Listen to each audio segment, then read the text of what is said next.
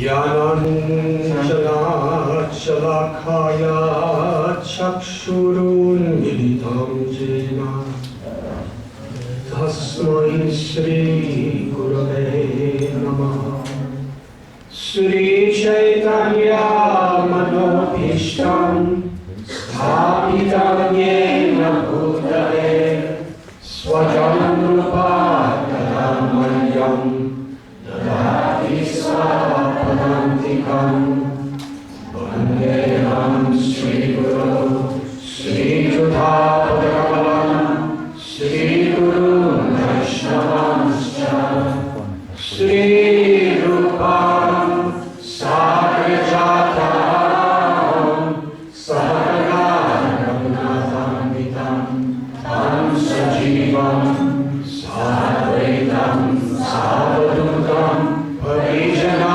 Sahitam Krishna Chaitanya Devam Shri Radha Krishna Padam Sahagana Lalita Shri Vishakam He Krishna Karuna Sindhu Dinabandhu Jagatpate Lodesha Gopika Kanta Radha Kanta Namostate Bhakta Kanchana Lokangi Radhe Vrindaveshwari Vrishabhanu Sute Devi Pranamami Hari Priye Vanchakalpatarubhyascha Kripa Sindhubhyascha Patitanam Pavanebhyo Vaishnavebhyo Namo Namaha Shri Krishna Chaitanya Prabhu Nityananda Shri Advaita Gadadhar Shri Vasani Gaura Bhakta Vrinda Hare Krishna Krishna Krishna Hare Hare Hare Rama Rama Rama Hare Hare.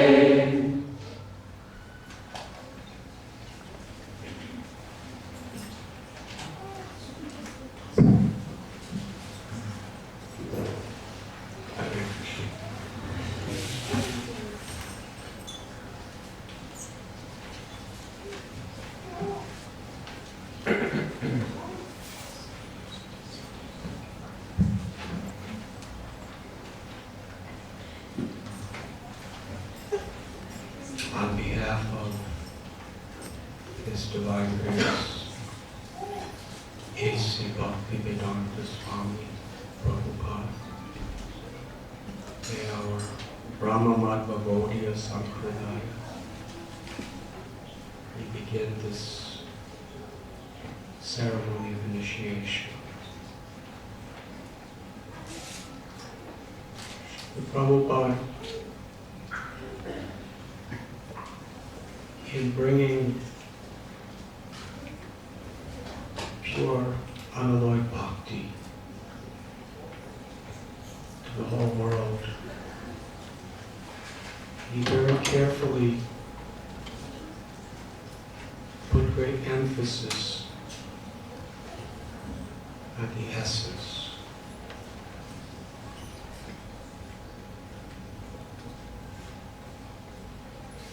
In many ways, certain rituals, certain regulations that may be followed by many in history in India that could serve in a way that was confusing or a distraction. He did not put so much emphasis on that. He focused on the very essence. Saragrami. A saintly person is someone who always keeps one's consciousness connected to the essence, seeks the essence, and reveals the essence to the world. So when Srila Prabhupada began ceremonies of initiation of marriage,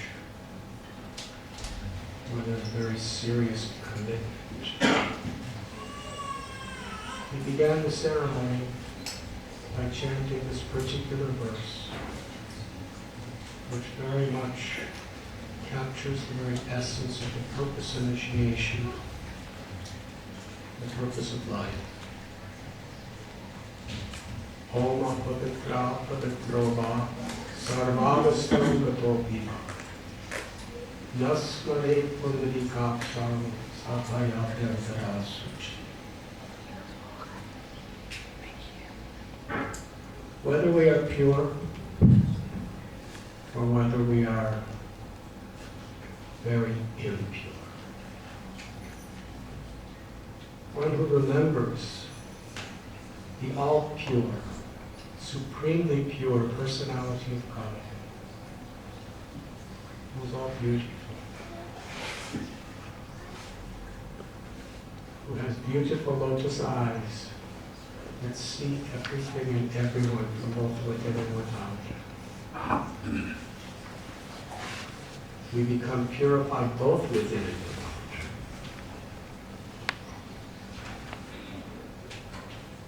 The name of Krishna here is Pavitra, which means all pure. And it is the law of nature that what we associate with, we imbibe those qualities. We are seriously affected, even transformed. On one side, an innocent child grows up in a nice family, associating with people who are addicted to intoxications, crime. Look at that association. The person becomes an alcoholic, drug addict, criminal. What happened to that sweet little boy that used to play in the backyard? And then we have beautiful stories in the scriptures like Magrari. Magrari was a killer, a hunter. Valmiki, he was a robber. And by their association, a great devotee, Narada Muni, they both became pure saints. Magrari's pleasure in life was to be the cause of other people's suffering. It's not so hard to imagine. It's a very perverted way of one to being a controller. That your pleasure, your pain, your very life is under my control. My hands, I can make you suffer. By my hands, I can make you die. And those in the mode of ignorance, really, seriously in the mode of ignorance, that's extremely pleasurable. That gives incredible gratification.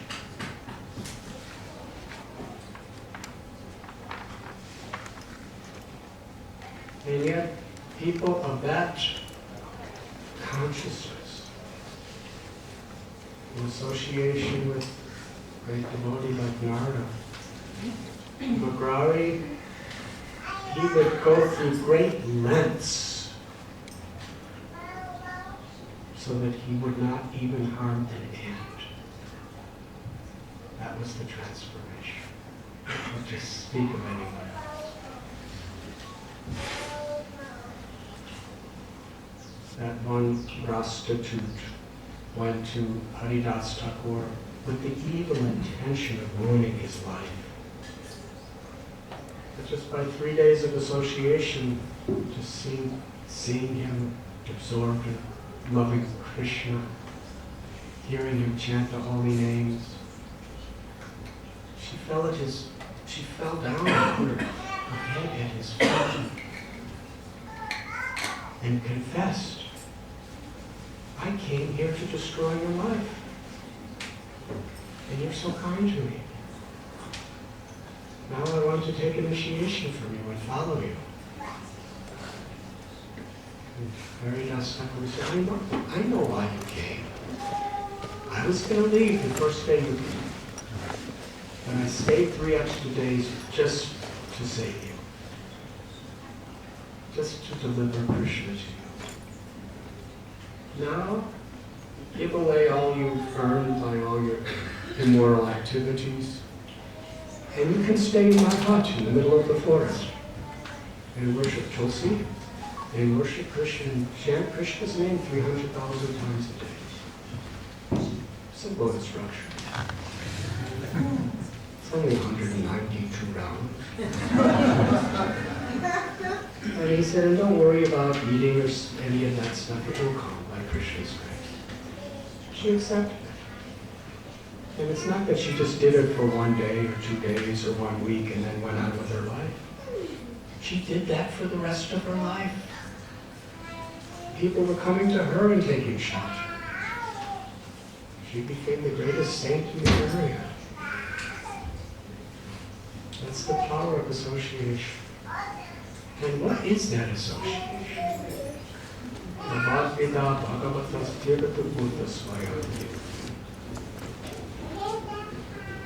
Why do people get purified when they associate with great souls? Because Krishna's in their heart.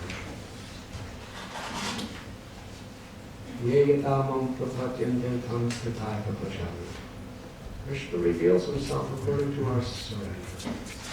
When someone sincerely surrenders to Krishna, Krishna reveals himself not only to that person, but through that person to the world. And because Krishna is all pure, when Krishna manifests in somebody's heart, that heart becomes a holy place. And Yudhisthira Maharaj spoke like this to Vidura in the Srimad Bhagavatam, that wherever there's a great devotee of the Lord, all the holy places are present with that devotee. When we're with a sincere devotee who has given his or her heart and soul to the loving service of Krishna, we are in Vrindavan, we are in Dwarka, Mayapur, Jagannath Puri, Badrinath, Kedarnath, Gangotri, Yamunotri, Rameshwaram. All the holy places. Even Jerusalem and Mecca. Wherever there's a holy place of God. We get the same benefits by being in the association with great souls. Why? Because Krishna's pavitra, Krishna's all pure. When we speak about Prabhupada, we say his divine grace. It's Krishna's divine grace that's flowing through his heart, flowing through his words, flowing through his every action. And by coming in that presence, we become pure.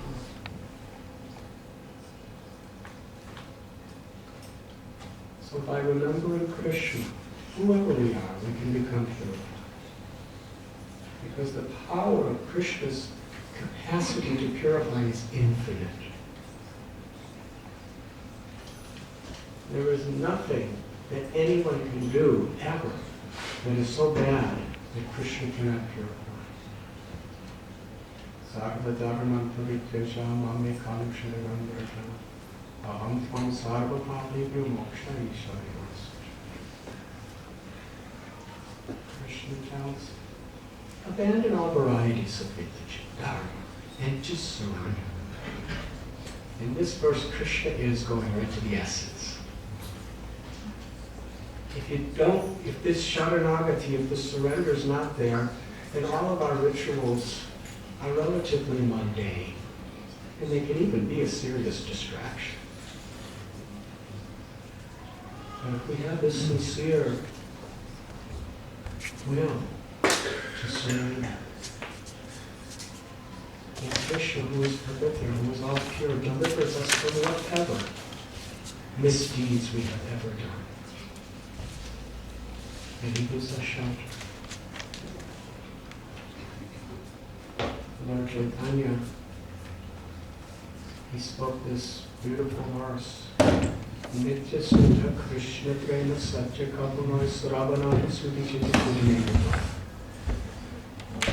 That love of Krishna is within every heart. It simply has to be uncovered. It has to be awakened. And it naturally is awakened when we chant the names of the Lord and associate with the devotees.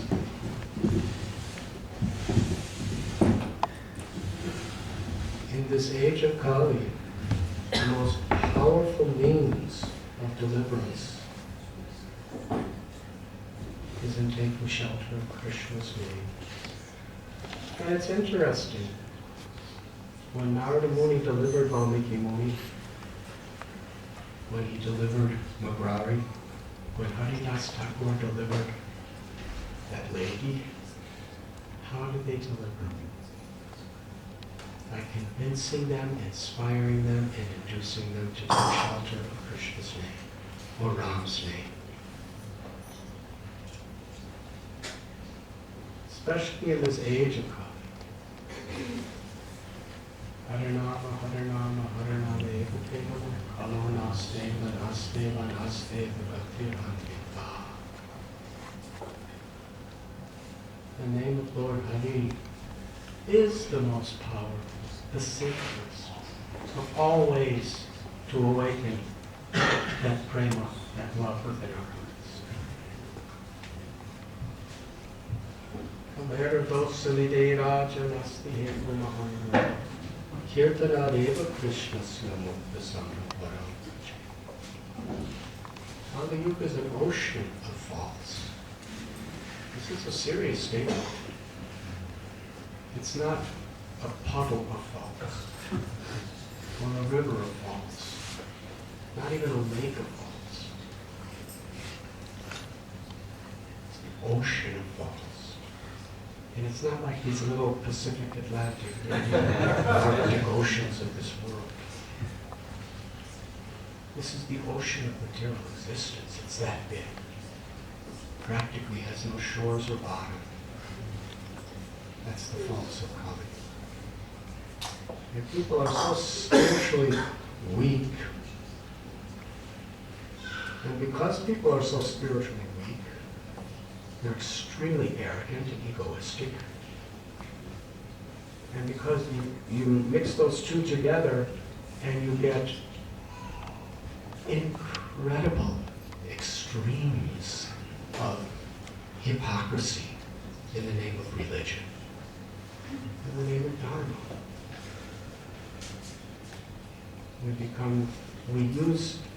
You see, religion or Dharma is meant to purify us from our ego, our false ego. It's meant to lift us up, to transcend and go beyond the false ego. But what so often is done in Kali Yuga is we take the names, the forms, the rituals of religion and use them as deadly weapons to serve the purpose of the false ego.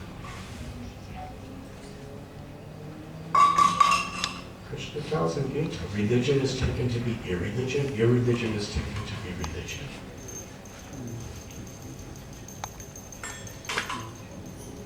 And people have such little capacity for morality because there's so many temptations and so many fears to distract us. And we're so easily distracted. How is it in other yugas people could sit for 60,000 years like this? We can't even do it for 16 minutes without being distracted. So many distractions. And it's becoming very amazing these days. I was speaking to some very highly professional people, and they were telling me this is in London, that so many of the youth today, they can't even focus on email anymore. Not to speak of read books. Now, text message. In the text message, the whole language where they make words as short as possible. Instead of and, it's like just the word and I don't know, like instead of I love you, there's just an X. I'm not sure what it really means, but I always see these X's. I hope that's what it means. That's what I was told.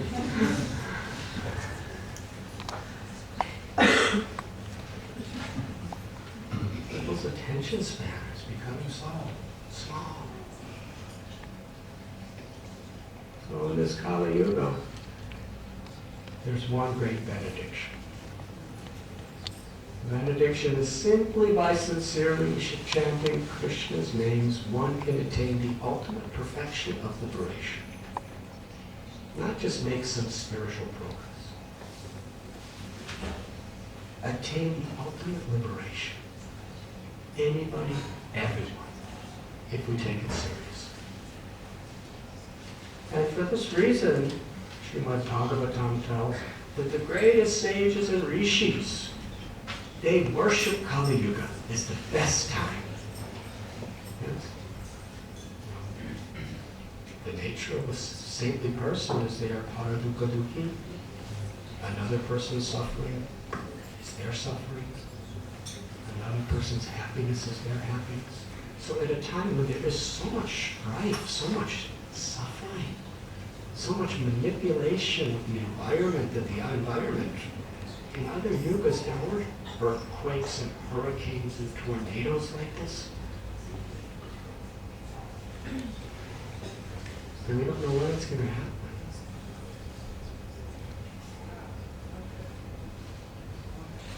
Bombay is a good place to become Krishna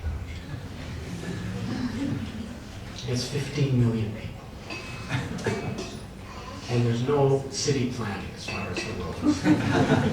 They just built them, as they were going up, according to the whims of the society, just like a village it became.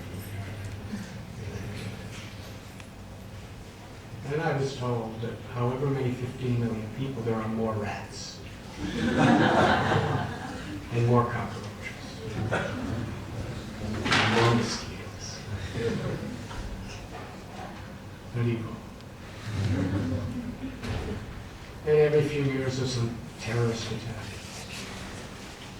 And one time I was sitting there laying in my room at 4 o'clock in the morning. The whole building was shaking. Doors were going, windows were going.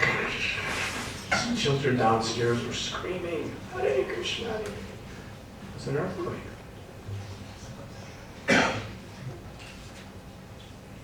Serious earthquake. Just about 150, 200 kilometers away, 12,000 people died in 30 seconds.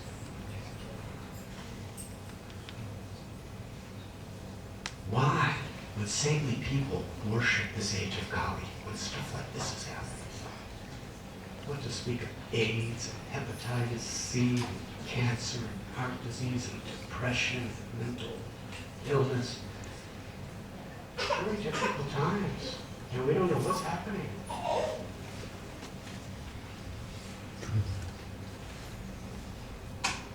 Because it's so easy to attain the ultimate perfection in the age of Kali. Just chanting the names of Hari. And there's enough difficulties where an intelligent person will take it seriously. It's amazing. Describing in the beautiful verse from the Bhagavatam. Those who have very, very good, fertile intelligence, they will accept the mercy of Lord Chaitanya and his associates and perform Sankirtan.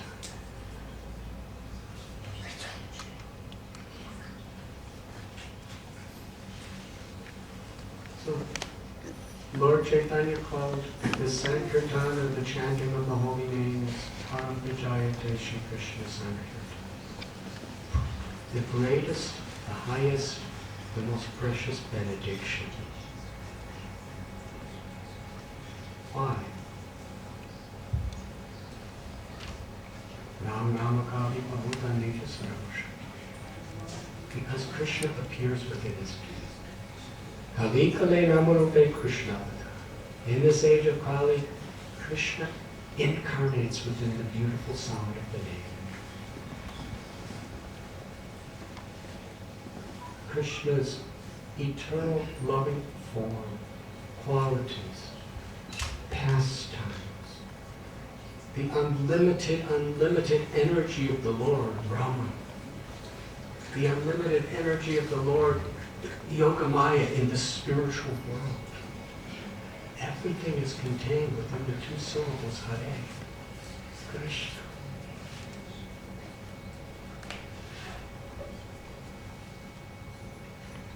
But as we are sincere without ulterior motives, it is revealed to us.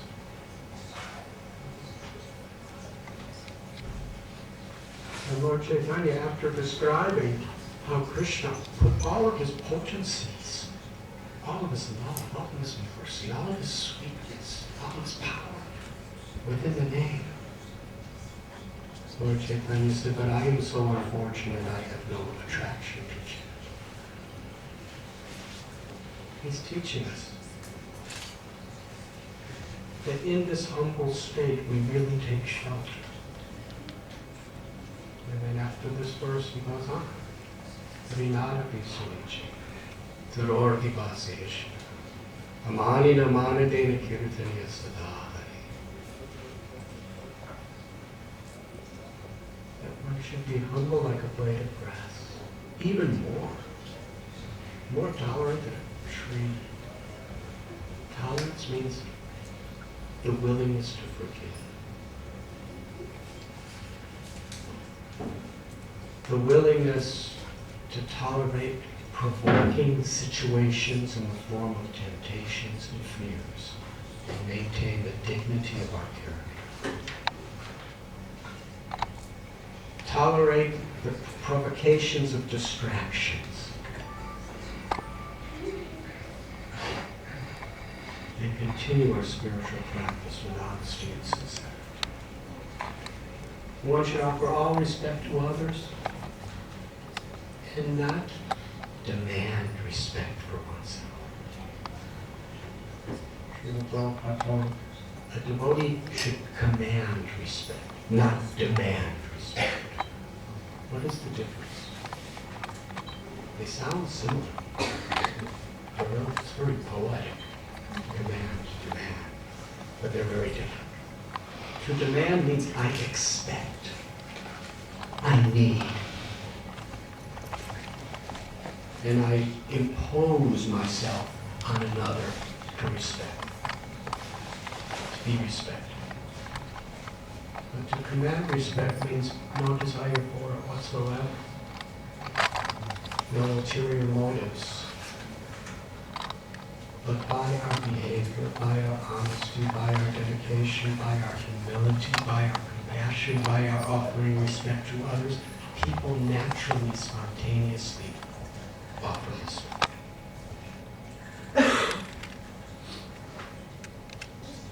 That's a definition of devotee. Srila Prabhupada, he explains, he defines Vaishnava in many ways. But in so many places he says, a Vaishnava is one who has no envy. One who rejoices to see someone else making progress. One who rejoices to see other people being blessed, being empowered.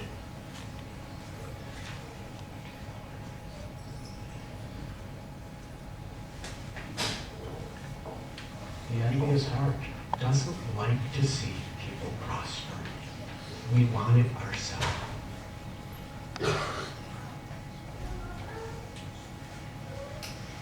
if we want to be devotees sincerely, we have to use this barometer.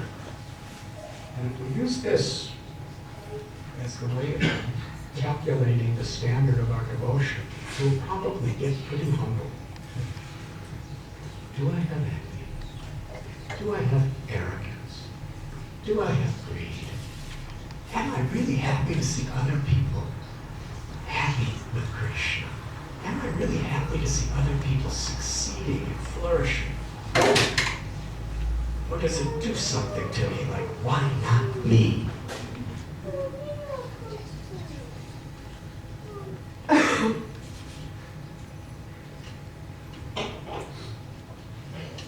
We should cultivate this spirit of seva, of servitude, and this mood when we chant the holy name.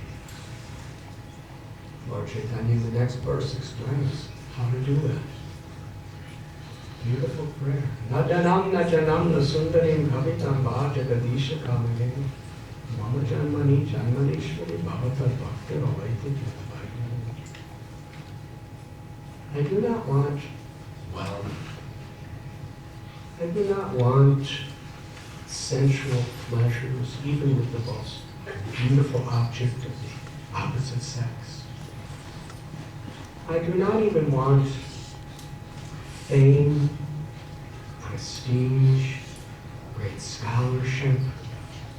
I don't even want liberation from suffering. I only want one thing, my Lord. I'm crying out your name. I'm calling out your name because I just want to serve you anywhere, anywhere you want me to be. If you want me to take birth after birth after birth in this world, that's my greatest goal in life, to serve you unconditionally. Whoever we are, we may not be so advanced, but we hold that aspiration as the highest ideal that we strive for. When we put it on the altar of our heart, and everything we do is to come closer to that. And if we're sincere,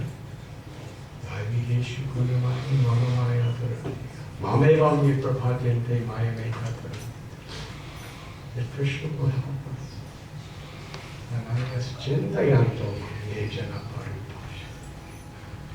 Krishna will, by his grace, compensate where we lack. And Krishna has come in his name especially to do this. How does it work?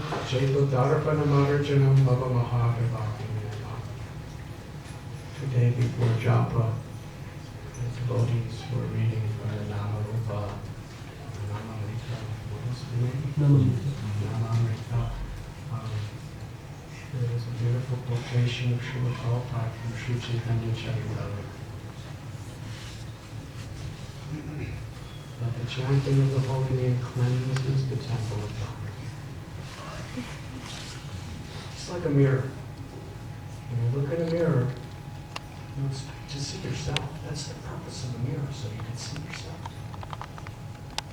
But when the mirror has been neglected for a long, long time, it has generations of dirt accumulated. So thick that all you see is the dirt. And when we look in the mirror, we think, that's me. The dirt of all the misconceptions of bodily identifications and egoisms and all of our longings and all of our frustrations and all of our anxieties, and everything that, all the mundane things that we're attached to, that's all the dirt. And we think that's me.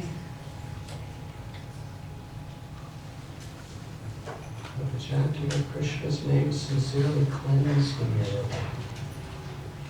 And when the heart is clean, by remembering Krishna in the name, we see ourselves. And who is it? Who is it that we see? The eternal soul that is eternal, full of knowledge, full of bliss, Satchit Ananda. That is Jivara Swarupoy Krishna Nityadas. In all of Sri Chaitanya Charitamrita, the recorded documentation of Lord Chaitanya's teachings, the teachings of Sanatana Goswami are the most comprehensive and exhaustive.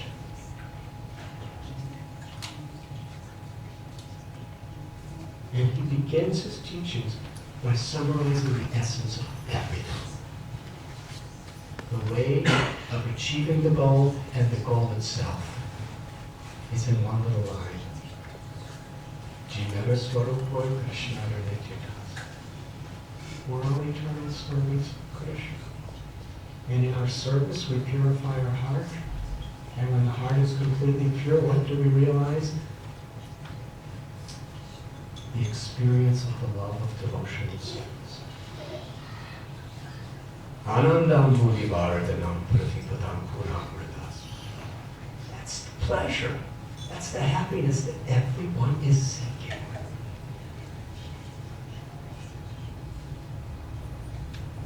Krishna has come in his name. And the great acharyas have taught by their example.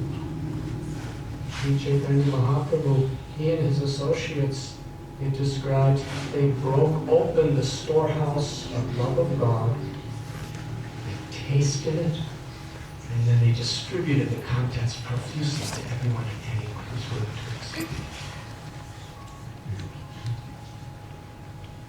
it. What was the content? Prema Bhakti, Krishna Prema, ecstatic, intimate, pure love for the Supreme Personality of God. And how did they break it open? In the chanting of the holy name. Hare Krishna, Hare Krishna, Krishna Krishna, Hare Hare, Hare Rama, Hare Rama, Rama Rama, Hare Hare. And how are they distributing it? In the chanting of the holy name. Hare Krishna, Hare Krishna, Krishna Krishna, Hare Hare, Hare Rama, Hare Rama, Rama Rama, Hare Hare. So this message with this deep, profound philosophy from the beginning of time, the six Goswamis, Goswami, Rupa Goswami, Sanatana Goswami, Radhanath Swami, Gopalpati Goswami, Radhanatha Swami. Lord Chaitanya especially empowered them by their example to show what a devotee really is. And also empowered them to write literatures. Jiva Goswami alone wrote over 100,000 verses of philosophy, explaining everything with the authority of scriptures and saints and realization.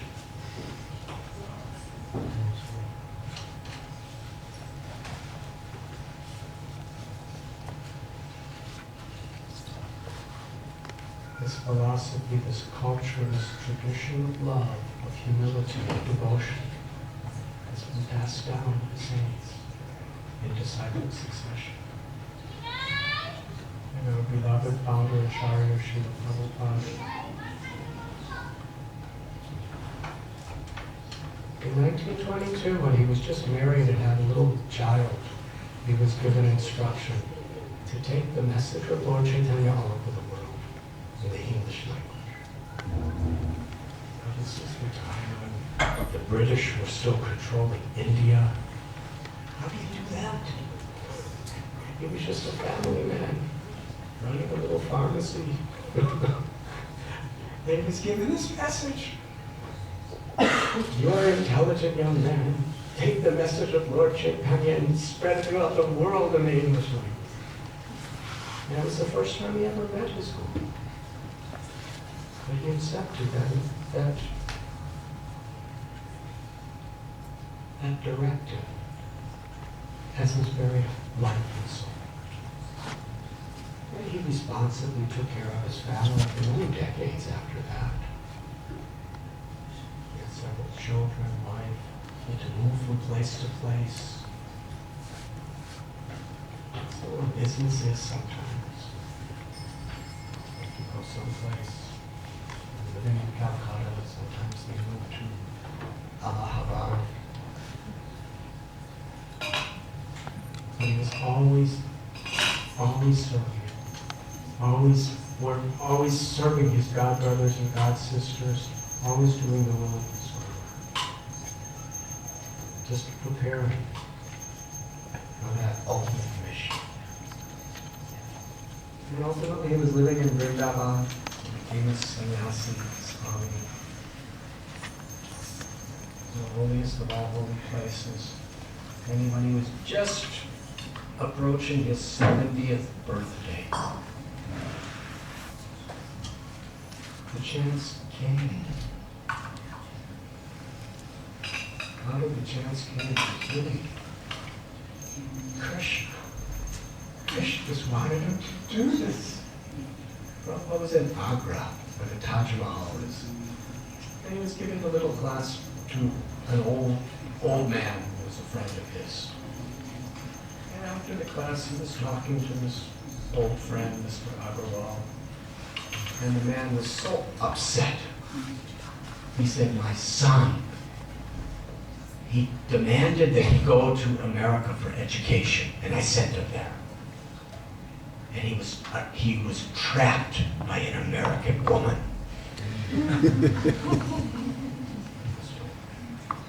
I'm not saying trapped.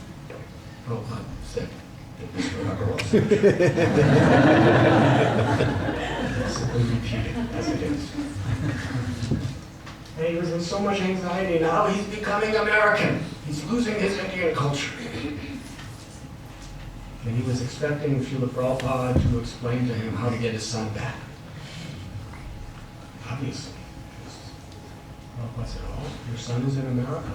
Ask him to arrange a visa for me.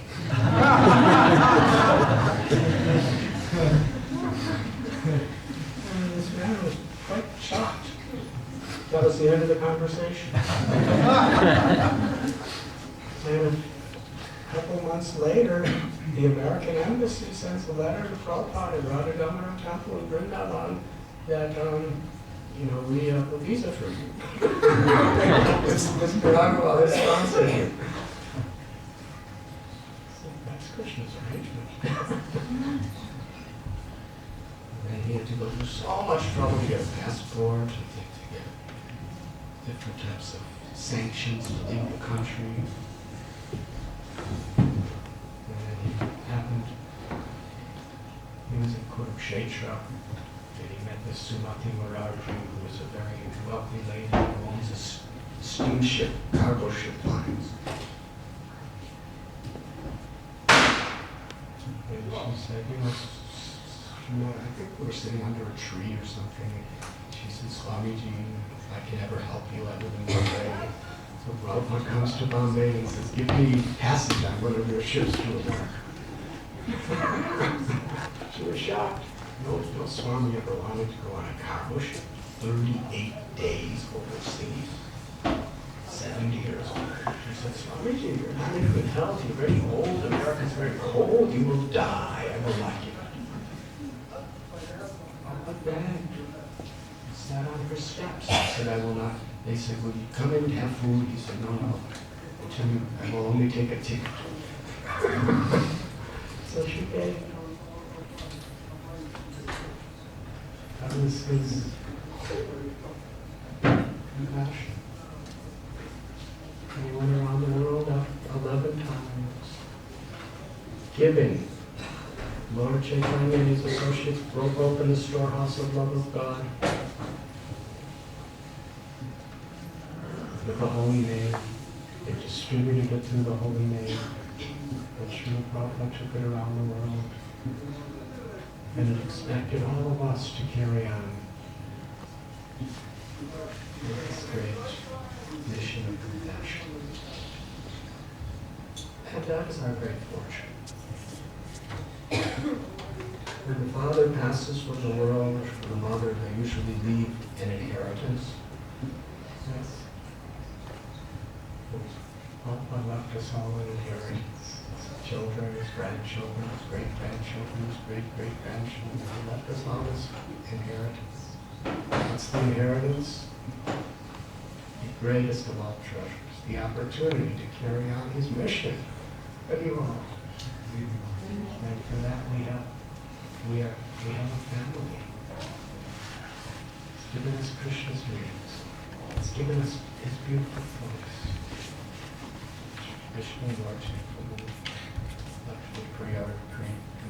so many creative, incredible, accessible ways for people to receive the books. The devotees have gone out, given lives to distribute tens of billions of these books. Prabhupada wanted us not only to distribute, but to read them. And not only to read them, but to understand them. And not only to understand them, but to live according to the teachings. And to give others the chance to. This is our inheritance.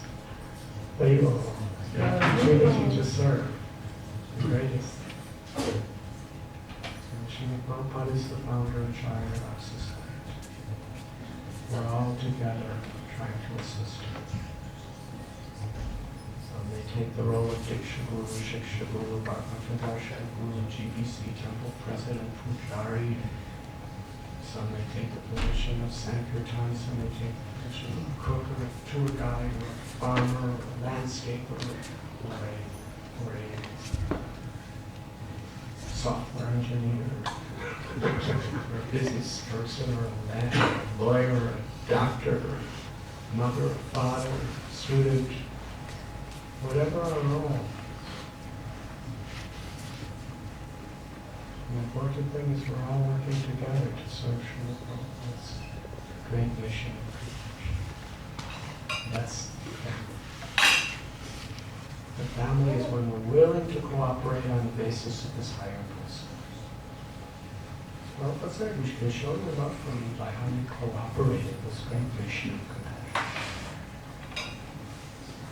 So in Kali Yuga there is innumerable excuses, justifications, and reasons to fight, to disagree.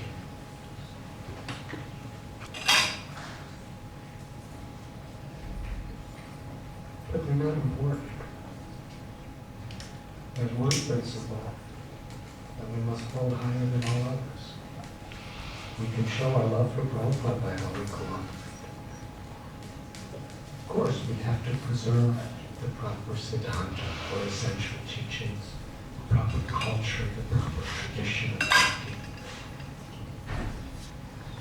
But we're here to help elevate each other. Like Prabhupada's example, if a devotee was strong, he would inspire them to get strong. And if a devotee was seriously weak or fallen, like a loving father to somehow or other nurse that devotee back to him. And as a family, we're all supposed to do that for each other. That's seva. Charity begins at home, and then it can expand to the whole world. Oh, I'm sorry I'm speaking so much. But somehow I have that tendency. When I was in school, every single teacher told my mother that your little boy never speaks. He never asks any questions. He never talks. He's so shy. So actually, that's the way I am. Somehow or other, Prabhupada gave me all these nice things to talk about. Sometimes I forget that I'm actually shy.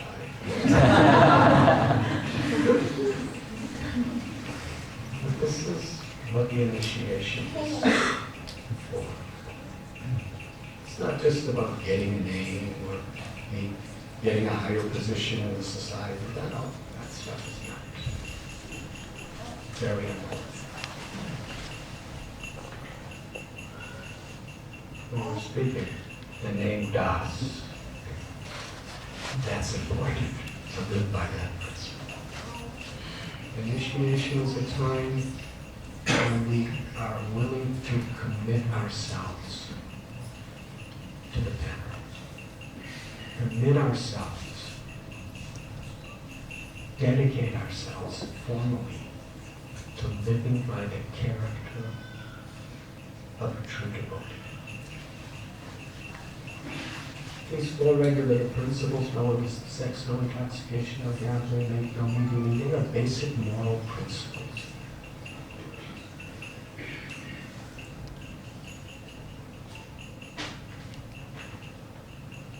But in this day and age, moral principles are seen to be some sort of extraordinary, extreme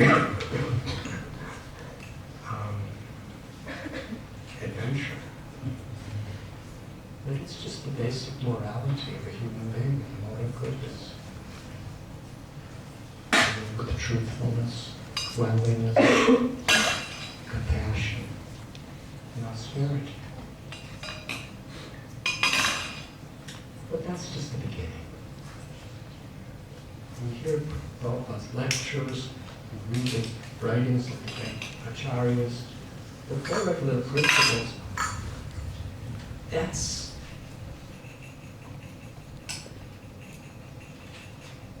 they not only should be followed very carefully, but really, that's just kind of the opening of the door. Lord Chaitanya Mahaprabhu, when he's instructing Rupa Goswami, he said, the seed of bhakti awakens in the heart when we come in association of the great gurus and their associates.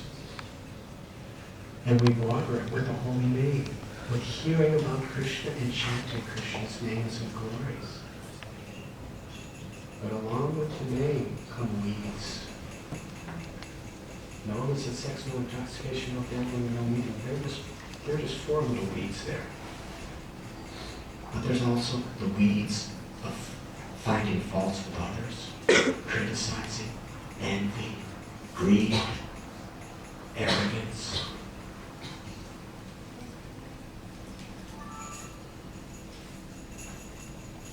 There are all these. Initiation means we're actually dedicating ourselves formally to live by the character of the devotee. And to gratefully receive the benediction of the holy name. And we gratefully receive it by taking this promise. I'm going to chant the holy names, and I'm going to strive to do it without offenses. At least 16 times every day around my mala. Taking the commitment.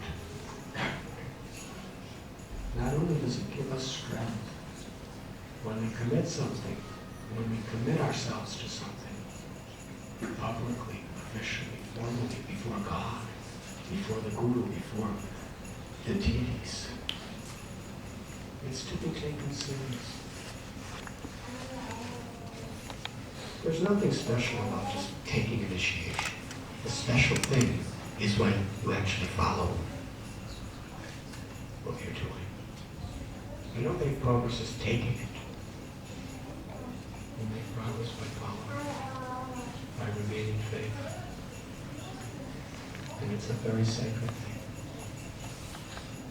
And to do it sincerely will attract infinite blessings and grace. So we are very grateful to all of you who are taking this step forward in your spiritual lives. And on behalf of both of we're all here together to help each other. And I'm honored to serve you in this way. Thank you very much. We should honor our Shiksha Gurus, our Diksha Gurus. We should honor all Vaishnavas who ever helped us.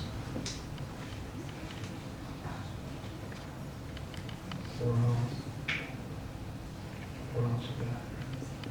Regular principles, and chanting every 16 hours, and to always very faithful servant of the service. That way I don't have to ask all of you.